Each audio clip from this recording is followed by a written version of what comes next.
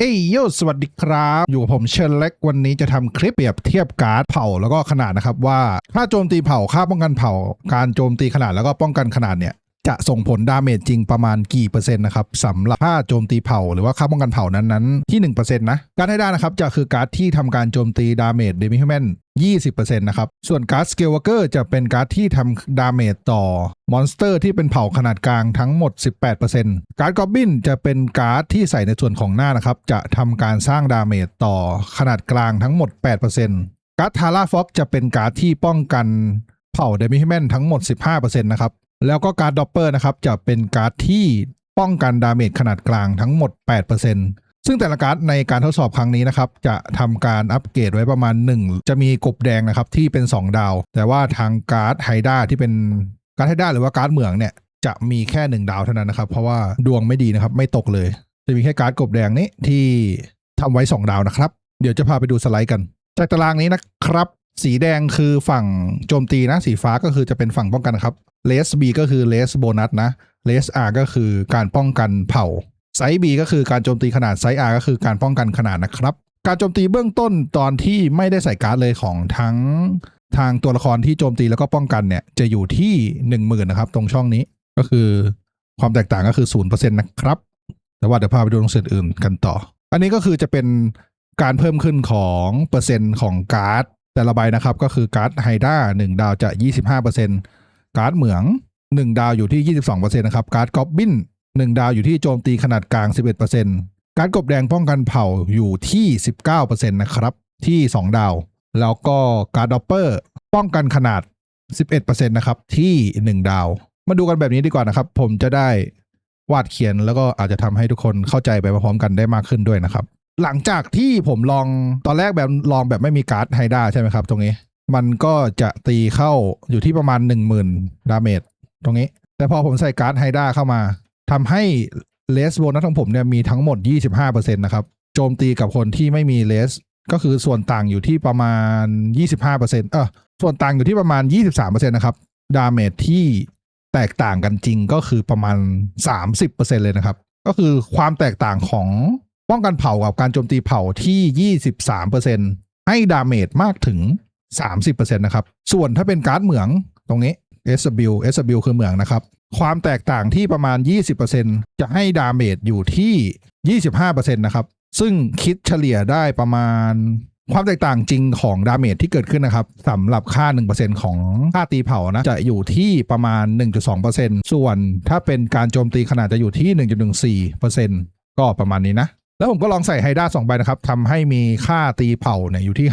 50% แล้วก็ค่า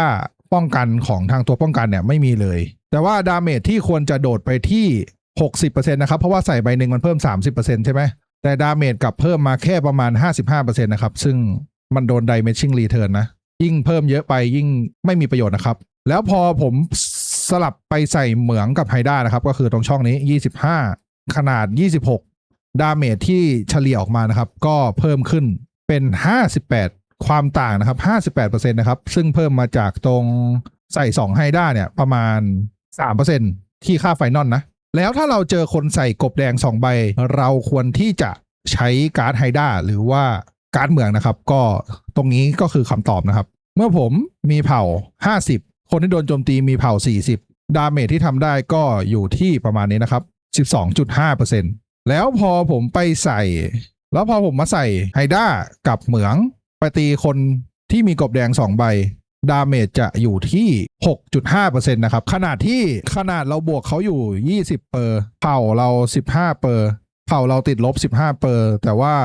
ขนาดเราบวกอยู่20%ก็ยังไม่เทียบเท่านะครับกับการที่เรามีเผ่าบวก10ตรงนี้ถึงแม้ว่าตรงนี้จะลบ2แต่ค่ารวมมันก็แค่8แต่ตรงนี้ก็ลบ15บวก20ก็เท่ากับตรงนี้จะติดลบอยู่5พอเก็ตไหมครับผมก็ไม่ค่อยเก็ตหรอกแต่หวังว่าทุกคนจะเข้าใจแล้วกันแล้วก็ข้อมูลชุดนี้นะครับคือตอนที่ลองใส่การ์ดเต็มนะตรงช่องนี้นะครับเผ่าเราบวก10ขนาดติดลบ2รวมเป็น8แต่ดาเมจที่เพิ่มขึ้นคือ 15% นะครับซึ่งจะเท่ากันกับตรงที่เป็นขนาดด้านบนนี้นะผมก็เพิ่งสังเกตเหมือนกันตรงด้านบนนี้อันนี้ก็9แต่ว่าเผ่าผมติดลบ2มันก็จะเท่ากับ7 ค่าเฉลี่ยออกมาก็ 15% เหมือนกันนะครับตรงนี้นะครับไม่ใส่ไฮด้าไปใส่1ไฮด้าดาเมจโจมตีเผ่าเพิ่มขึ้นมา 25% ดาเมจเปลี่ยนจาก 10,000 เป็น 13,000 ผลที่ได้ก็คือ 30% นะครับเทียบต่อ 1% ก็จะเป็น 1.2 จากที่พูดไปก่อนหน้านี้นะแล้วก็ลองมาใส่ที่2ไฮด้าบวกมา 50%แต่ว่าดาเมจที่เพิ่มขึ้นจริงเพียงแค่ 55% นะครับคิดเป็น 1.1 แล้วพอเราไปโดน2กบแดงกับ2ด็อปเปอร์นะครับแล้วเราใส่ไฮด้า 25% ดาเมจก็ดีดกลับมานะครับจากตารางนี้การ์ดเหมือง1 ดาวนะครับจากไม่ใส่มาใส่ก็จะเพิ่มโจมตีขนาด 22% ใช่ไหมครับแล้วเราก็ดาเมจก็เพิ่มจาก 10,000 เป็น 12,500 บวกมา 25% คิดเป็น 1%คิดเป็น 1.14% นะครับโดยเฉลี่ยต่อค่าโจมตีขนาด 1% นะครับข้อสรุปของทางฝั่งการ์ดโจมตีนะครับไม่ว่าจะเป็นขนาดหรือว่าเผ่าให้ผลที่ใกล้เคียงกันมากนะครับโดยส่วนใหญ่จะอยู่ที่ 1% ไม่ว่าจะเป็นเผ่าหรือว่าขนาดนะครับก็จะอยู่ที่ประมาณ1ถึง 1.2 ไม่เกินนี้ส่วนอันนี้จะเป็นตอนที่เอาไฮด้ามาตี1กบแดงนะครับดาเมจการป้องกันเผ่าเนี่ยขึ้นมา 19% ดาเมจจาก 13,000 ลดลงเหลือ 15,000 ผลที่ได้ก็คือ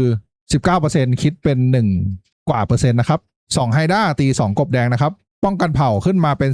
38% ดาเมจจาก 15,000 เหลือ 11,200 คิดเป็น 27% นะครับของค่าลดตรงนี้แล้วก็ต่อ 1% เนี่ยลดดาเมจไปได้แค่ 0.72% เท่านั้นเองพออีกฝั่งหนึ่งนะครับเปลี่ยนไปใช้ไฮด้ากับเหมืองมาตีคนที่มีกบแดง2ใบ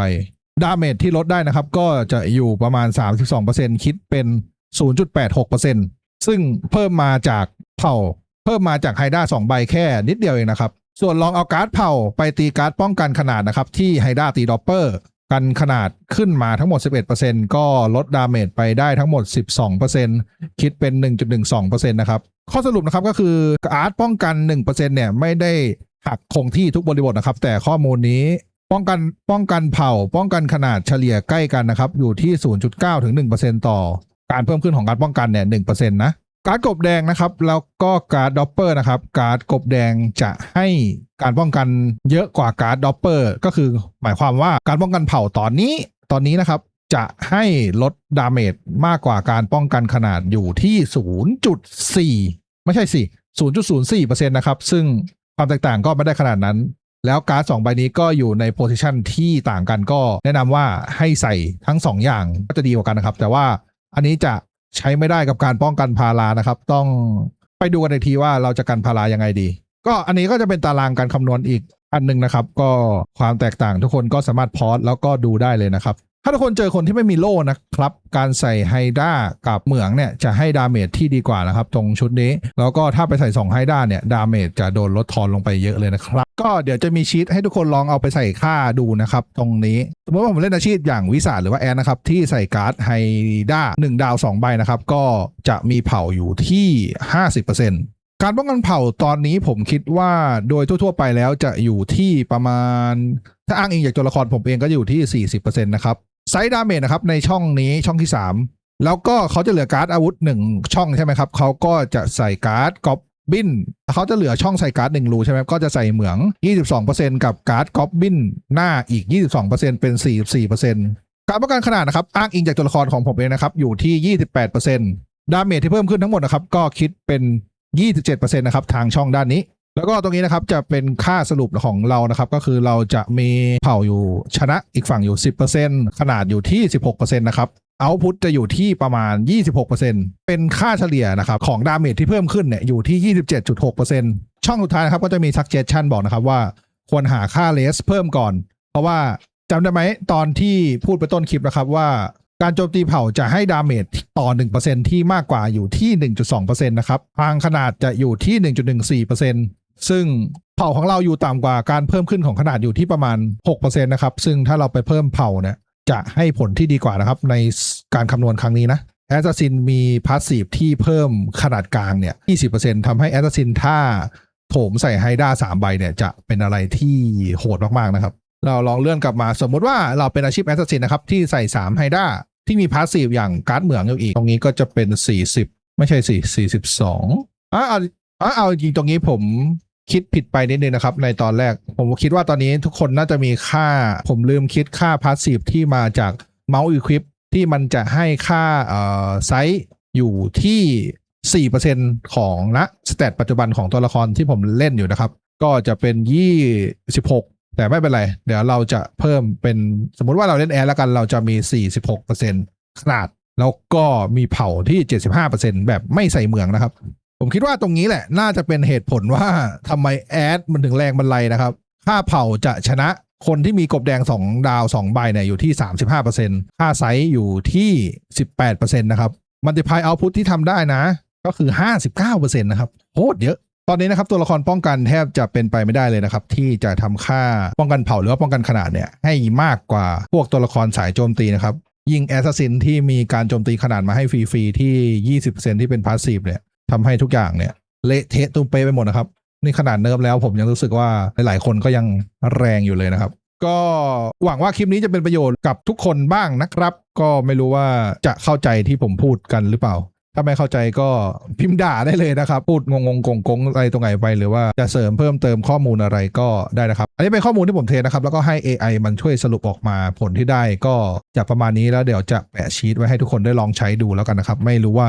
จะช่วยให้ทุกคนพัฒนาตัวละครของทุกคนไปได้มากน้อยแค่ไหนนะก็วันนี้ก็เท่านี้แหละครับสวัสดีครับขอบคุณครับกดไลค์ให้ด้วยนะ